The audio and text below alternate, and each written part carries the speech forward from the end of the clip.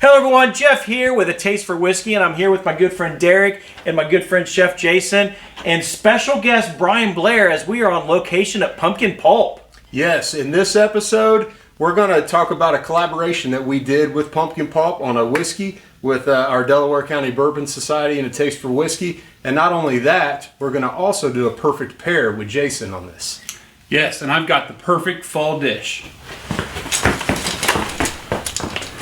It's not pork, is it?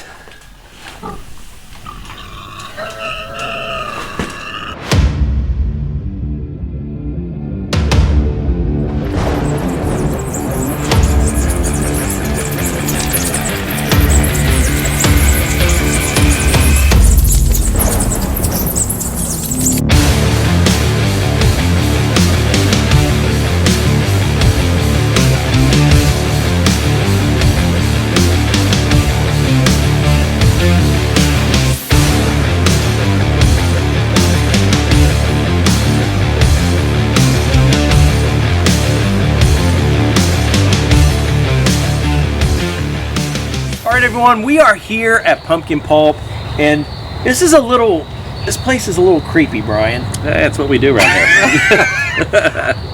But you know, we want to talk a little bit about the whiskey, but we also want to talk to you a little bit about Pumpkin Pulp and what you do. And again, thanks for inviting us and Definitely. and Always allowing us welcome. to be a part of this. You know, Derek, we've got 2 Pumpkin Pulp whiskeys that was selected here. We do, and so we selected 3 all together. We select. I'm sorry, just a little creepy here. I gotta.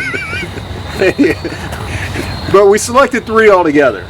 One was a Krampus, Krampus Christmas, right? Yes, Is that yeah, what that we was did? the Christmas one we did. And then we did 2 other ones that were more for Halloween, and Yep. that was our first, which, if I remember right, that was the highest proof ever to come out of West Fork. Yeah, in West Fork in whiskey. a store pick at that time, Absolutely. which was a couple years ago, That's right? how we do it. Yeah, right. Well, which one was your favorite out of them? buddy? You know, I partial to the first one still. So Oh, that absolutely. was, for other reasons, you know, it was the first one, so it was the most exciting. It Yeah, was. so- And the label, Brian, you designed the label for Yes, this. yeah. So Brian designed this label.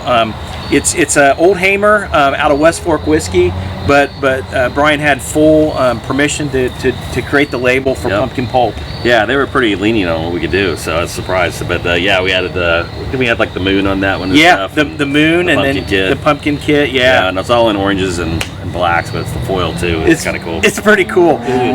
But tell us a little bit about what you do, because this, you know, you're international. I think I saw someone talking about your mask in the UK. Yeah, we make masks and we ship them all over the world now, so it's gotten crazy. We have stores that carry our stuff in Germany and Australia and the UK and all over, so it's pretty cool. So I was kind of joking that my stuff's seen more places than I ever will.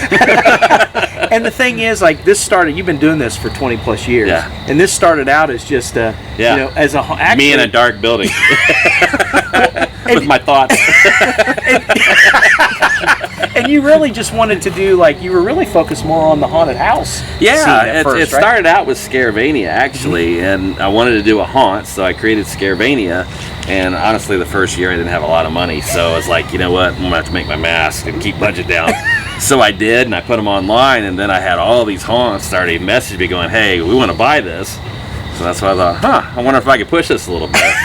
So here we are, And here 20 you years are, later. 20 years later, and you know, as you can see, there's just you've got so many, and these are all your designs, right? Yes, yeah. You've created them, and Brian, some of these things, I'm like, where does that come from in your mind? Well, It's pretty crazy. it's, Where do you come up with this? How do you dream this up? I get asked that a lot. I've always been into horror movies ever since a kid, but yeah, I don't know. I sit down with clay and I like to sculpt out and see what comes out, and that's what happens in there. That is, And I tell you, if you haven't seen any of these masks, somehow, Brian, they have a soul when they look at me. I swear they do, and they follow looking at me. you, Darren. They look, yes, they're looking at me now. I don't see them, but I know they're watching me. Right? Exactly. So you know, we're in Muncie, Indiana. For everybody watching, how can people find this? Well, we have our website, pumpkinpulp.com, so you can get on there anytime. And we're over here on 1911 North Granville. So we have actually a store now. You can go in and buy stuff, and this is where we make everything, and it's right out in Muncie here. Yeah. So, And you'll know you're getting close because it just feels creepy. yeah, when you start seeing creepy stuff, that's Yeah. me. That's you. Well, The hair Brian, raises on your arm. That's exactly the right. Spidey senses go off. well, Brian, the best part about this is you're a bourbon lover too. I know. Yes, I am. I love bourbon. And so what a great way to collab on Exactly, this. exactly. Using West Fork whiskey out of Indiana. Yes. With Pumpkin Pulp out of Muncie, Indiana. Yep. Collaborating with the Taste for Whiskey and Chef Jason to create this perfect pair. Exactly. Let's see where this goes, man. It's gonna be creepy. Let's check it out. Cheers. Cheers.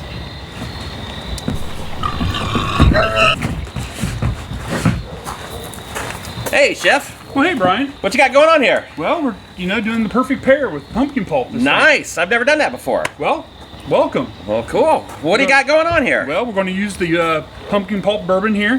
That Nice. your design and everything with the first pick with the Delaware County Bourbon Society. That's what I'm drinking right now. Yeah, and then we created a dish to go with it tonight. Nice. Well, tell me about it. Well, if you like pork, it's the perfect dish for the fall. All right. So we got pork, we got apple cider brine pork tenderloin. Okay. Then we made an apple sausage and cornbread dressing, and then we made Sounds good. a maple bacon jam or glaze to go with it. So each component has pork in it. So brining is a good way of incorporating flavors. So what's brining? Brining. I knew you was going to ask that. I know. See, I'm new. We're using apple cider. You want to use a nice acid, sugar, salt, just different flavors to incorporate into the meat.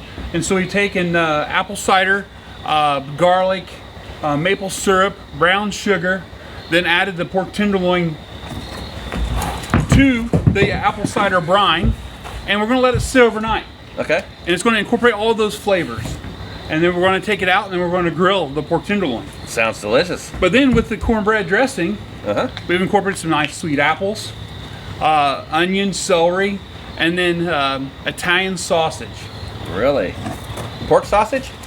Italian pork sausage, you're right. All right. More pork, right? Yeah. So, and with the sausage, it has a little spicy little kick to it, but then we got apples in there, we got the sausage, and then cornbread. I think the flavors of this whiskey right here, this bourbon, has the cornbread, the apple, the maple flavor profiles that's going to go great with this dish. I love a spicy pork. Yeah, awesome. Good one. So, then we top it all off with this maple bacon jam. Bacon, of course, another component of pork. You got all the parts in there. That's right. You're absolutely right about that. From the rooter to the tutor. That's right.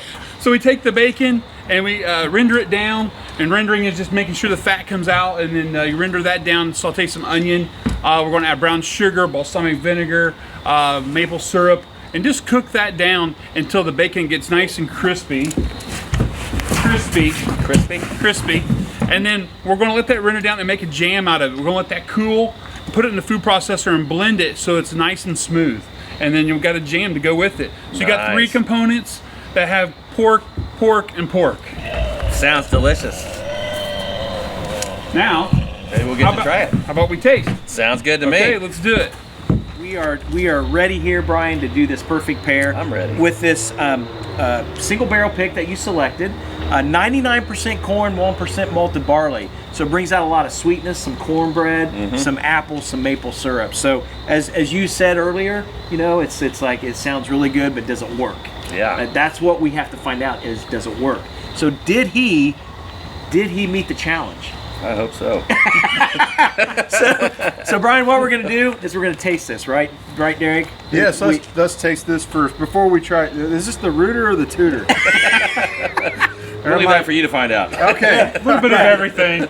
let's start with this. We'll try it, and then we'll dive right in. I'm Cheers. ready. Cheers.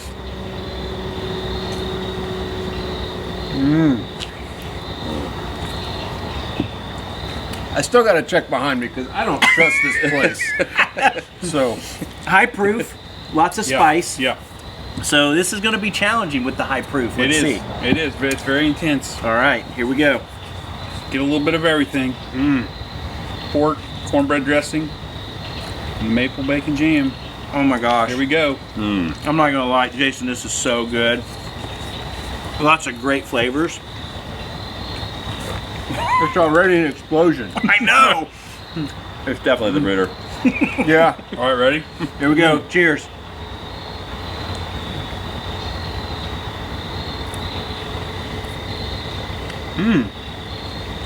Delicious. Isn't it crazy? Whoa. Would Wow. you have ever known that it pairs like this? No, that's delicious. It intensifies the flavor of everything. You're exactly right. It elevates every single thing in this dish. It elevates Were you- every bit of it up. Are you surprised? Yeah, I am. I've never Like, done it, so Like, how does that work with that? it's perfect. It's the perfect pair. Perfect pair. I think we should do another pick and do this again. I think we should. I'm ready to head back. Absolutely. To another one, yeah.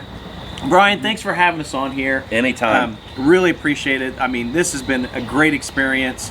It's been creepy. I wasn't sure if we were even going to make it out here alive. Yeah. Thank you for Sometimes having you us. wonder. Jason, thank you for running off the hog Yeah. so we could enjoy this in peace. So yeah, appreciate that too. Yeah. All right, folks. Great. Until next time, cheers. Cheers.